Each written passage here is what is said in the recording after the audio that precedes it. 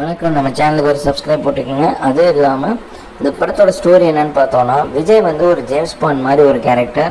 5 பேர் சேர்ந்து தீவிரவாத அழிப்பில் வந்து ஈடுபடுறாங்க. அதில் ஒரு தடவை பேங்காக் போகும்போது தன்னோட மகனை வந்து அவர் வந்து மிஸ் பண்ணிடுறாரு. ரொம்ப வருஷம் கழித்து மகனை திரும்ப பார்க்குறாரு. அப்போ விசாரிக்கும் போது அவர் தன்னுடைய மகன் தான் அப்படின்னு அவருக்கு தெரியுது. இதுக்கு இடையில மோகன் அவரோட வந்து கொஞ்சம் ப்ராப்ளம்ஸ் எல்லாமே வருது. மகன் வந்து கொஞ்சம் நல்லவர் இல்லாத மாதிரி போகுது படம்.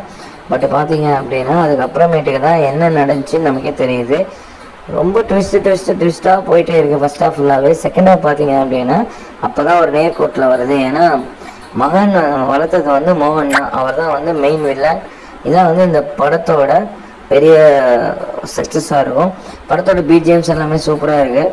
படம் வந்து பார்த்தீங்கன்னா ஃபஸ்ட்டு ஒரு ½ அன் ஹவரும் அடுத்து லாஸ்ட்டில் ஒரு ½ அன் ஹவர் சூப்பராக இருக்கும். பார்த்தீங்கன்னா தளபதியும் இளைய தளபதியும் மோதிக்கிறது தான் படம் ஃபுல்லாகவே வரும். கண்டிப்பாக வந்து இந்த படத்தில் வந்து ஒரு ட்விஸ்ட்டாக அடிக்க வச்சுட்டு தான் போகிறாங்க. தேட்டரில் போய் பார்க்கணும்.